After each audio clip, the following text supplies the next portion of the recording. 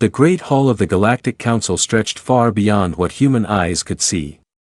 Captain Jake Morrison stood alone in the center, his blue uniform wrinkled from days of waiting. Around him, hundreds of alien beings sat in floating chairs that glowed with soft light. Their eyes, tentacles, and crystal formations all pointed at him like weapons. Jake had been here for 3 weeks. 3 weeks of questions, accusations, and alien voices speaking in languages that hurt his ears. The translator device in his collar turned their words into English, but it could not hide their anger and fear. The tallest alien, Velter of the Ethereal Dominion, floated down from the highest platform. Its body was made of shifting purple mist with glowing white eyes that never blinked. When it spoke, the voice came from everywhere at once. "Human Morrison," Velter said, "you have heard all charges against your species. Do you have final words before we decide your fate?" Jake looked around the hall. He saw the crystal beings called architects, their bodies like living diamonds that changed color with their thoughts. The collective sat in perfect rows, their ant-like faces showing no emotion as their hive mind judged him. In the shadows, the ancient void walkers watched with eyes like dying stars. "I have words," Jake said. His voice echoed in the huge space, "but I doubt you want to hear them." A sound like breaking glass came from the architects section. It was their version of laughter. "Speak," Velter commanded. Jake took a deep breath. 6 months ago, human colonists on New Texas were attacked by Zaffron raiders. Families were killed. Children were taken as slaves. The colonists asked for help from this council. You told them to file papers and wait for a committee to study the situation. The Zapperian delegation shifted uncomfortably. Their bird-like faces turned away from Jake's stare. So the colonists defended themselves, Jake continued. They fought back. They saved their children and drove off the raiders. And for this crime of survival, you put all humanity on trial. They violated the sacred peace accords, spoke Krixt, the hive queen of the collective. Her voice buzzed like a million insects. Violence is forbidden in civilized space. Violence was already there, Jake shot back. We just refuse to die quietly. The hall erupted, and angry sounds, screeches, buzzes, and crystal chimes filled the air. Velter raised a misty arm, and silence returned. This is exactly why humans cannot remain in our galaxy, Velter announced. You are chaotic, unpredictable.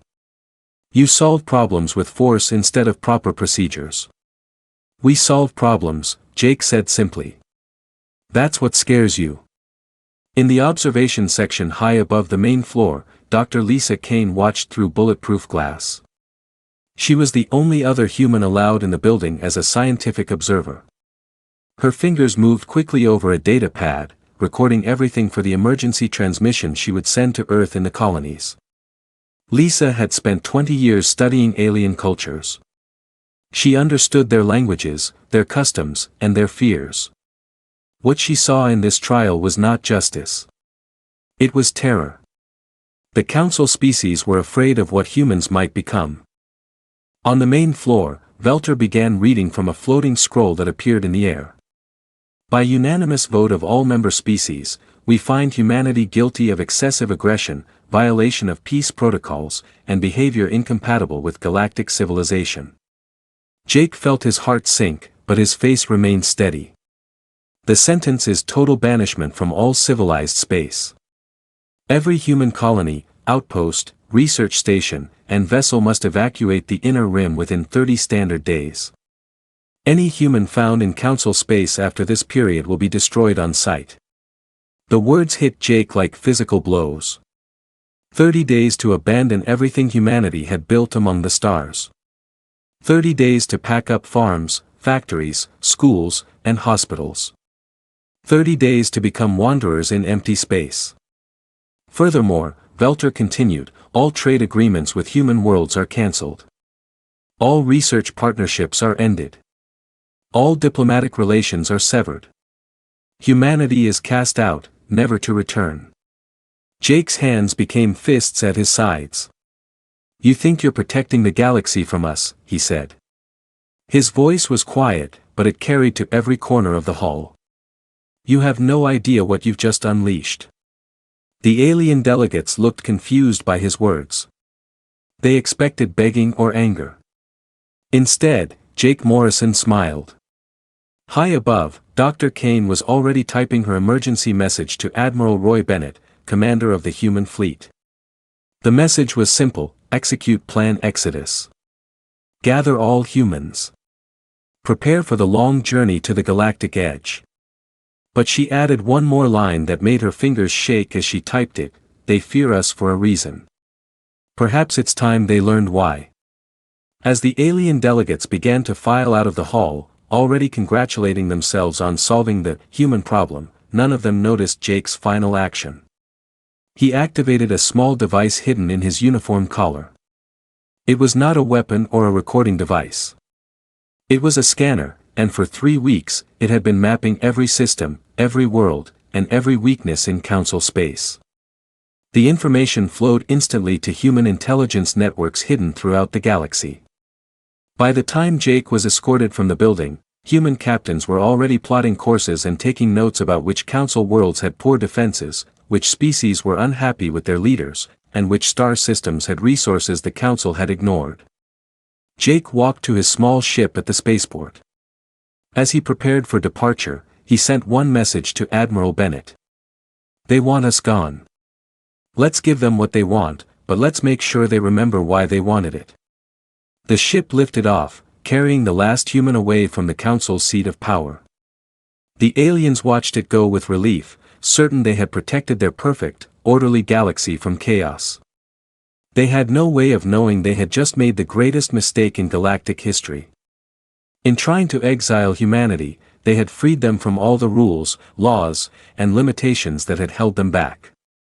The galaxy was about to learn what humans could accomplish when they had nothing left to lose. 6 months had passed since the trial. Admiral Roy Bennett stood on the bridge of the Defiant, watching the last human transport ship join their massive fleet. Thousands of vessels stretched out in all directions, from huge colony ships carrying families to small cargo haulers packed with everything humans could take from their abandoned worlds.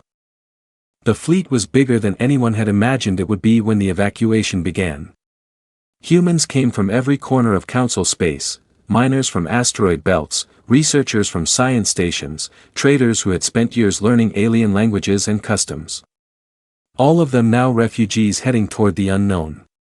"Admiral," said Commander Alex Turner from the navigation station. "We're approaching the edge of mapped space. The Council star charts show nothing but empty systems and dangerous space storms ahead." Bennett nodded. The Council had driven them to the very edge of the galaxy, to a region so dangerous that no civilized species would go there. "Perfect for humans," he thought with a grim smile. "Take us forward, Commander. Let's see what's so dangerous about the outer rim." The fleet moved slowly through space that grew stranger with each passing hour. Stars appeared in impossible colors. Space itself seemed to bend and twist, creating patterns that hurt to look at directly. The ship's sensors detected energy readings unlike anything in human databases. "Admiral," Turner called out. "I'm picking up something massive ahead. It looks like artificial structures." On the main screen, dark shapes appeared against the star field. As they got closer, the shapes became clearer. They were ruins, massive cities built on asteroids and dead planets connected by bridges that spanned empty space. The architecture was unlike anything humans had ever seen, with curves and angles that seemed to follow no earthly logic. "My God," whispered Dr. Lisa Kane, who had joined the fleet as chief science officer. "These aren't natural formations. Someone built this." Bennett ordered the fleet to stop at a safe distance while scout ships moved ahead to investigate. Commander Turner led the first exploration team to what appeared to be the largest structure, a space station the size of a small moon. The station's exterior was covered in symbols that glowed faintly in the darkness. As Turner's ship approached, an opening appeared in the hull as if the station was inviting them inside. Against all safety protocols, Turner ordered his pilot to enter. Inside, the station was filled with soft light that seemed to come from the walls themselves. The corridors were wide enough for giants with ceilings that disappeared into shadows above. Everything was built to last forever, but covered in dust that had gathered for thousands of years.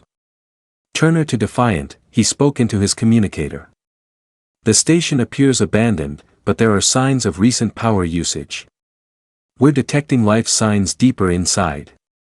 Following the readings, Turner's team made their way through endless corridors until they reached a vast chamber at the station's heart.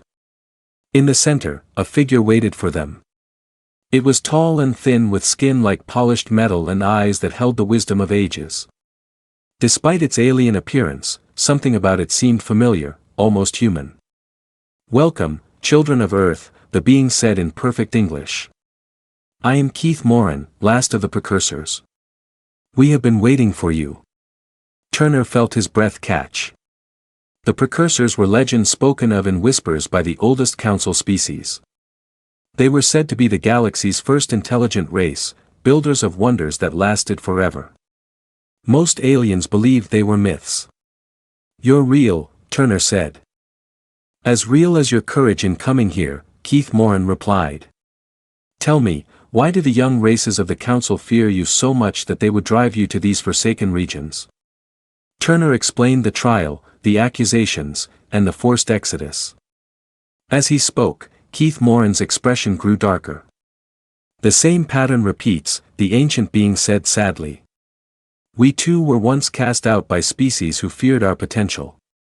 The Council's ancestors destroyed our civilization 10,000 years ago, calling us too dangerous for their ordered galaxy. What happened to your people?" Turner asked. "We retreated here to the outer rim, where space itself is our ally.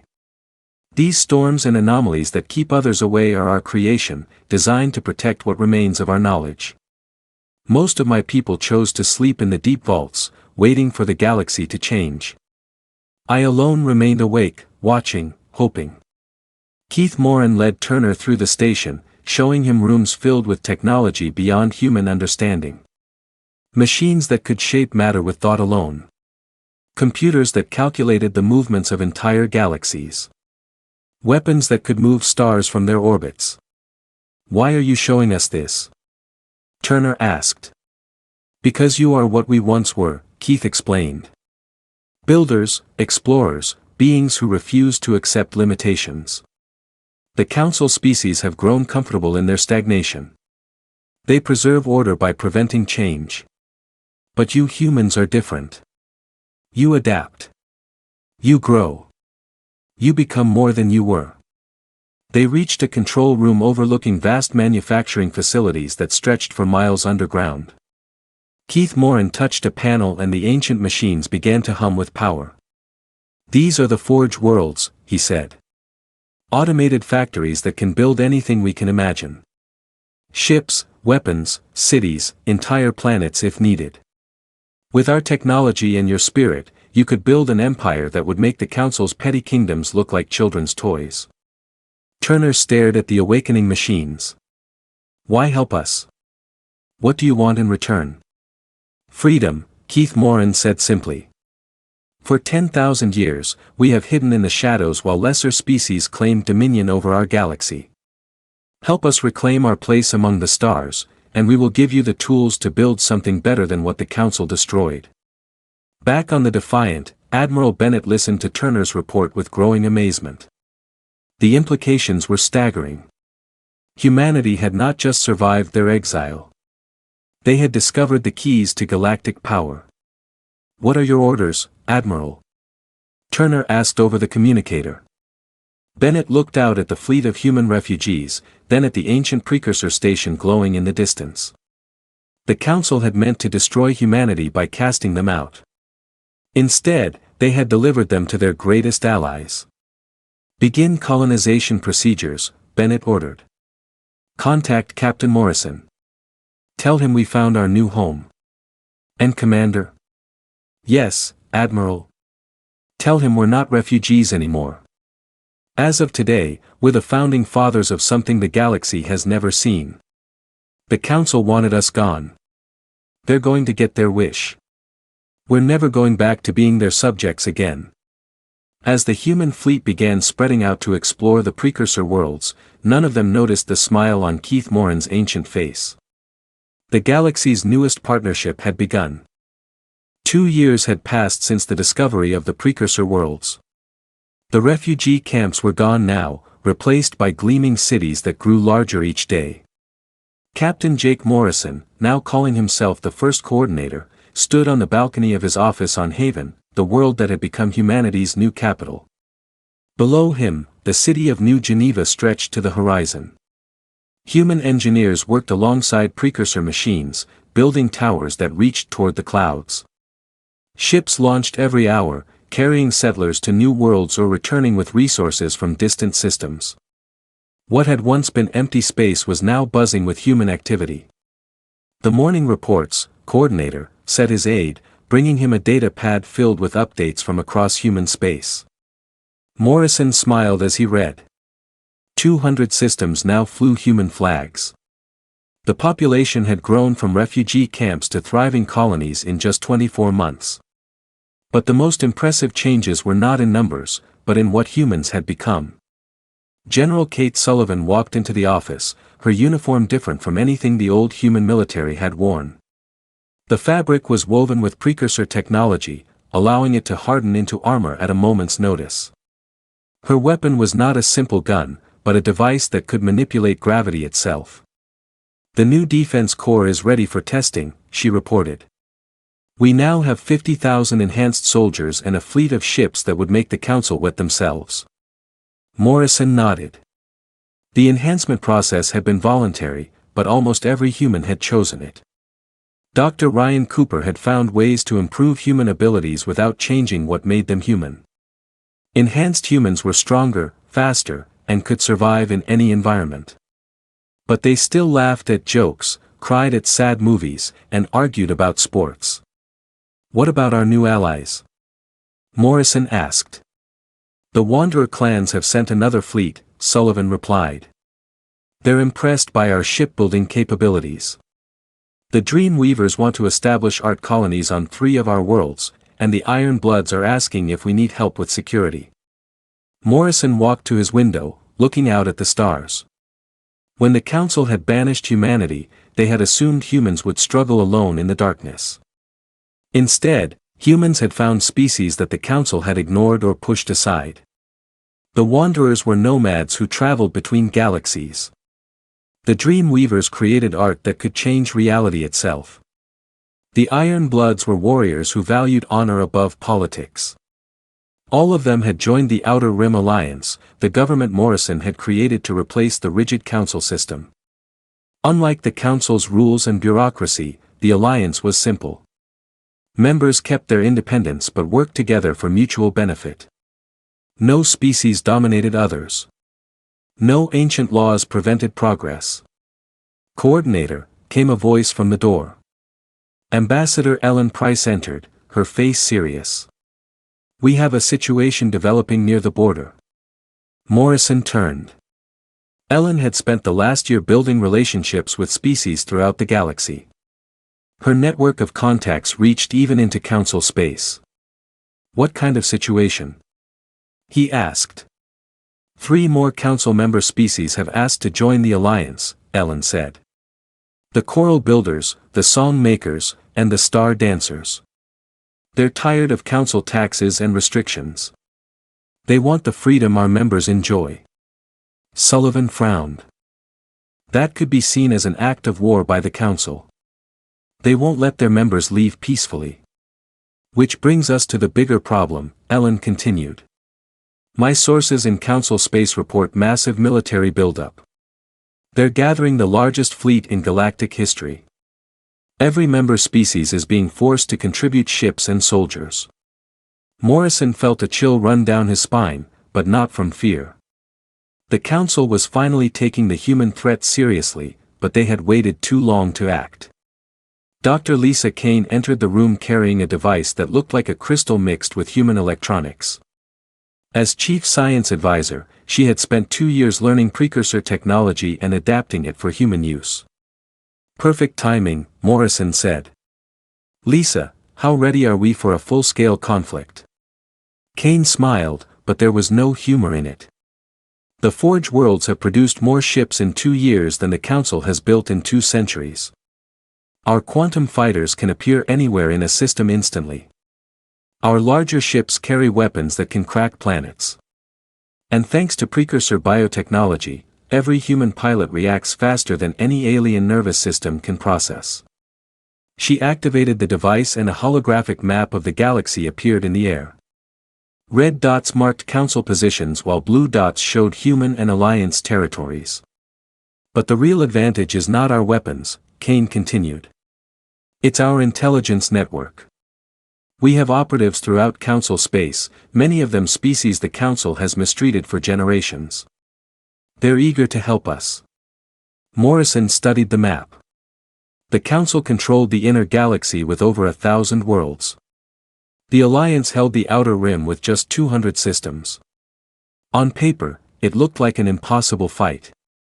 What do our people in Council space report? He asked. Ellen activated her own display. Rebellion is brewing on dozens of worlds. High taxes to fund the war effort, forced military service, suppression of local cultures.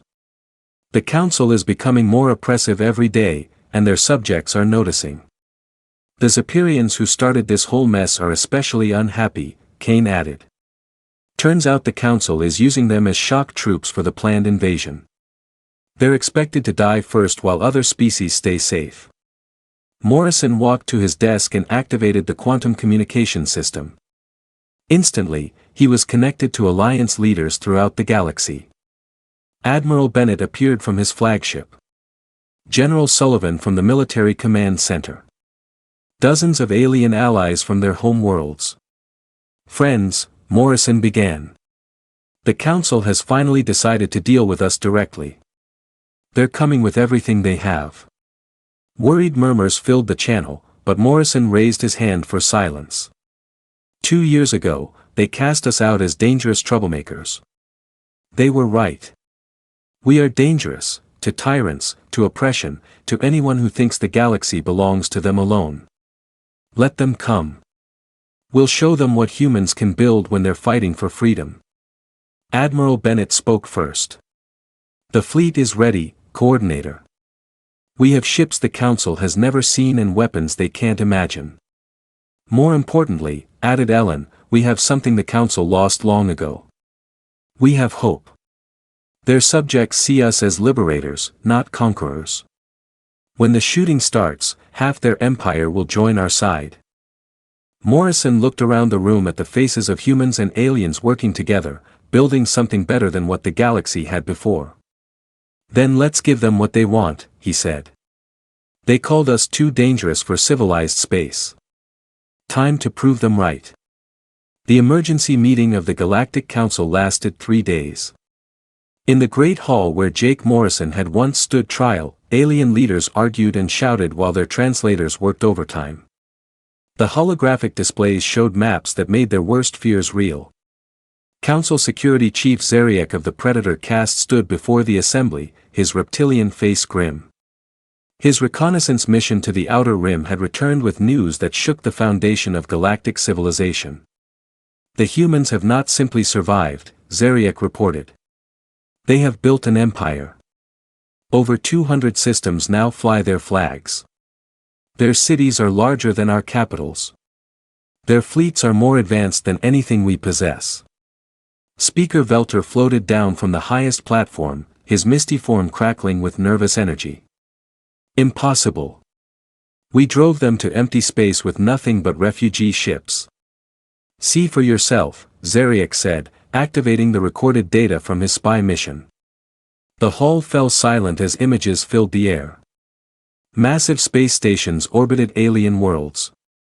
Ships that looked like nothing in Council databases moved through space at impossible speeds. Cities stretched across entire continents, connected by transport systems that defied known physics. How many ships do they have? Asked Crix the Hive Queen. Conservative estimates place their fleet at over 10,000 vessels, Zeriak answered. But these are not ordinary ships. They can appear anywhere in a system instantly. Their weapons ignore our shields. Their hulls are made from materials we cannot identify. A crystal chime rang out from the architect's section. Their speaker, a being of living diamond, projected thoughts directly into the minds of all present. Most disturbing is not their technology, but their allies.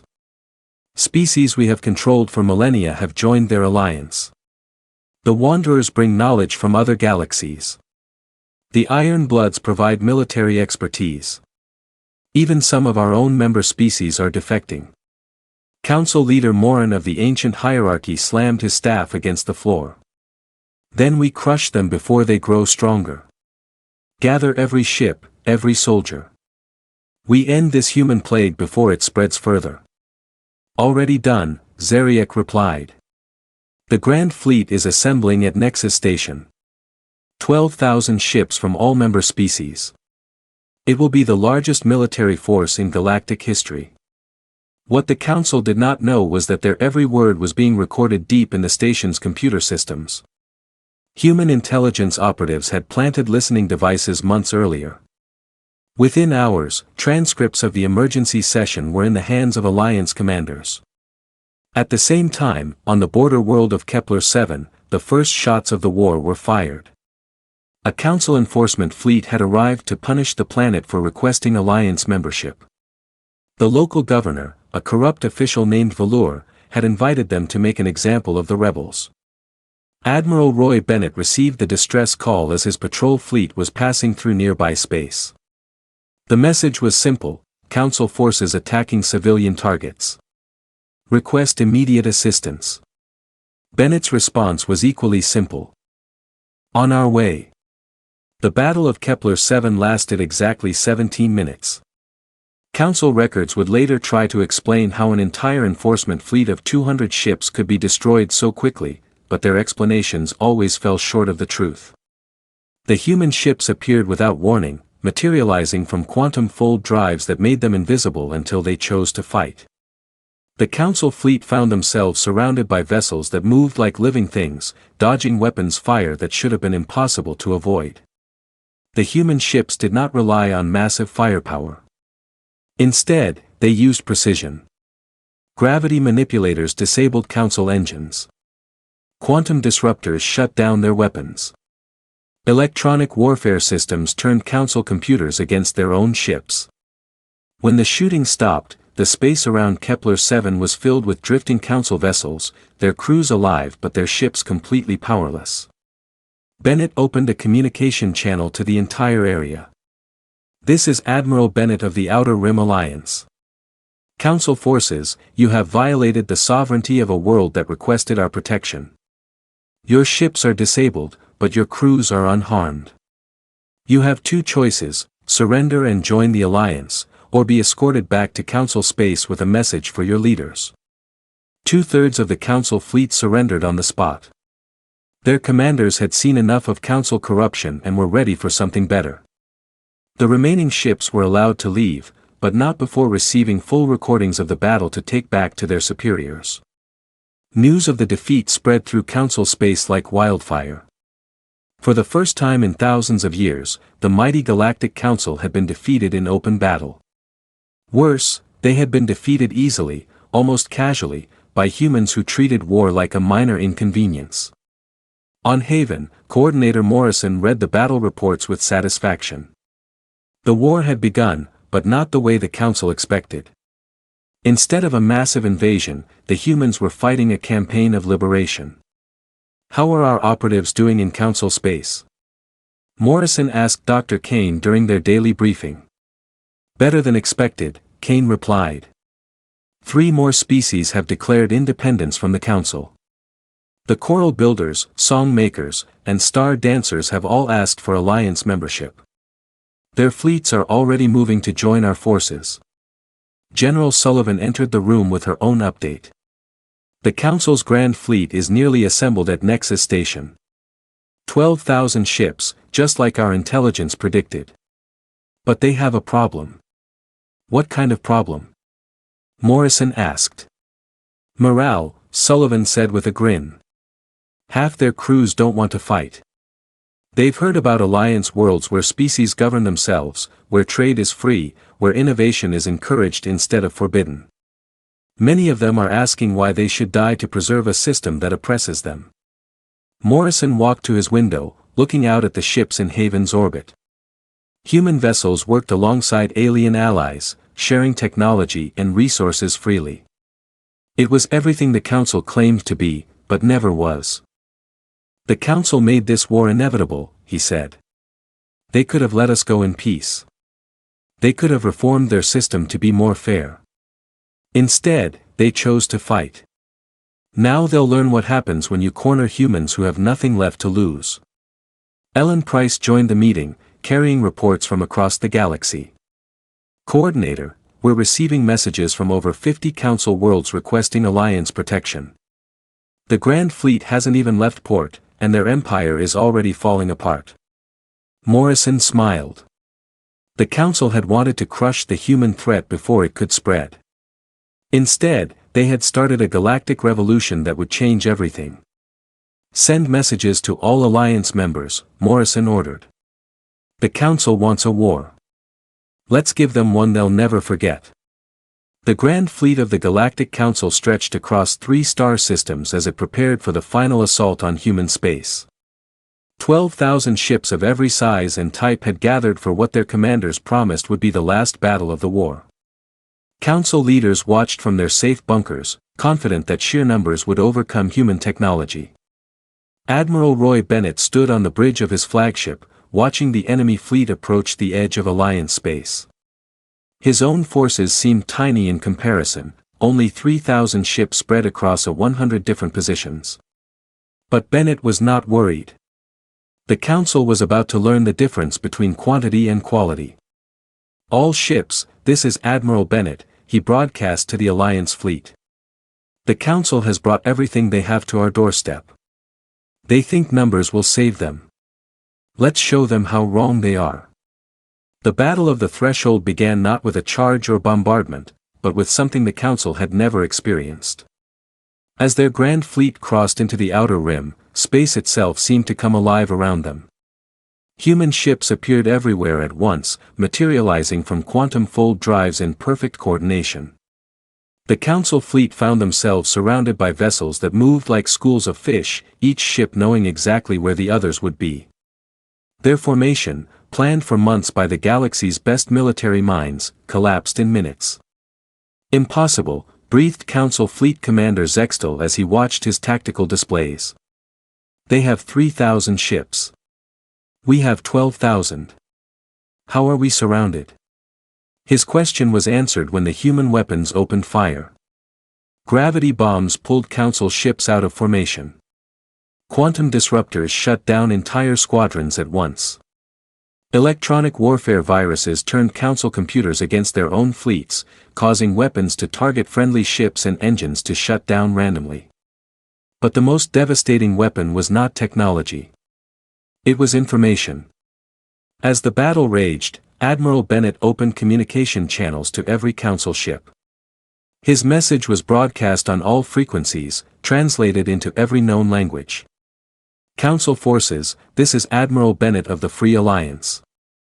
Your leaders have lied to you. They told you we are monsters who must be destroyed. Look around you. We could have destroyed your ships in the first 5 minutes of this battle. Instead, we are offering you a choice. On his flagship, Commander Zextel watched his fleet being systematically disabled rather than destroyed. Human ships were targeting engines and weapons, leaving life support and communications intact. They were not trying to kill Council forces. They were trying to save them. Your Council leaders sit in their safe bunkers while you die for their power, Bennett continued. We offer you something better. Freedom to govern yourselves. Freedom to trade with anyone you choose. Freedom to explore and grow without permission from distant bureaucrats. The first defection came from the Zepyrian Squadron, the same species whose raid on human colonists had started the whole conflict. Their commander, General Cave Rex, broadcast his surrender on open channels. Zepyrian fleet switching sides, he announced. We're tired of being used as cannon fodder by species who despise us. The humans treat their enemies better than the Council treats its allies. Like a dam breaking, defection spread through the Council fleet. Ship after ship abandoned the fight, their crews having seen enough of Council corruption and human honor. Some joined the alliance immediately. Others simply stopped fighting and waited to see what the new galaxy would look like. Within 6 hours, 2/3 of the Council's Grand Fleet had surrendered or switched sides. The remaining ships, mostly those with fanatic loyalty to the old system, found themselves outnumbered and outgunned. Commander Zextal gave the order to retreat, but even this was turned into a demonstration of human superiority. The fleeing Council ships were not pursued or harassed. Instead, human vessels escorted them safely to the border, providing supplies and medical aid to damaged ships. It was a final insult to Council pride, their enemy showing them mercy they had never shown others. On Haven, Coordinator Morrison received reports of victory with quiet satisfaction. The war was over, but the real work was just beginning. The galaxy's political structure had collapsed in a single day, leaving billions of beings wondering what would come next. The Council leadership is requesting a meeting, reported Ambassador Ellen Price. They want to discuss terms for surrender. No surrender, Morrison replied. The Council is finished. We're not conquering their empire. We're helping their people build something better. Over the following months, the transformation of galactic civilization moved faster than anyone had imagined possible. The rigid Council system, held together by fear and tradition, crumbled as soon as beings realized they had alternatives. Species that had been enemies for centuries began working together. The Coral Builders shared their architectural knowledge with human engineers. The Song Makers taught Alliance children how music could heal wounded minds. The Star Dancers showed human pilots how to navigate by instinct rather than instruments. Dr. Lisa Kane established the Galactic Science Council, where researchers from every species could share knowledge freely. General Kate Sullivan created the Alliance Defense Force, where beings fought together to protect freedom rather than conquest. Ambassador Price built diplomatic networks that reached every corner of the galaxy. The old Council worlds became museums and memorials to what the galaxy had been.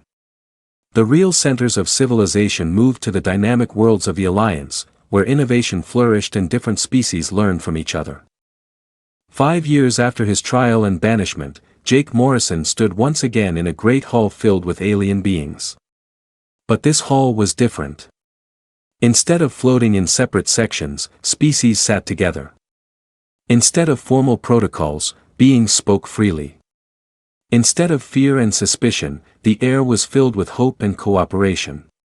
Friends, Morrison said to the assembled delegates.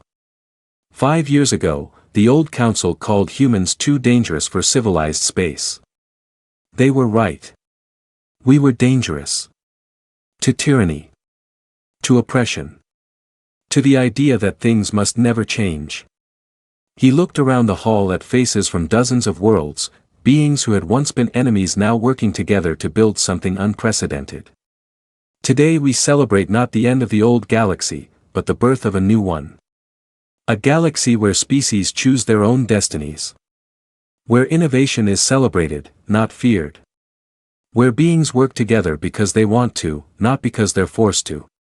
Morrison walked to the great window overlooking Haven Spaceport, where ships from across the galaxy arrived daily with settlers, traders, students, and dreamers. The Council feared we would change their perfect order. They were right about that, too. We changed everything, and we're just getting started. Outside, the stars shone on a galaxy transformed, where the human gift for growth and change had created opportunities for everyone. The beings who had once called humans too dangerous for civilization now sent their children to human schools to learn the most dangerous lesson of all, that things could always be better than they were.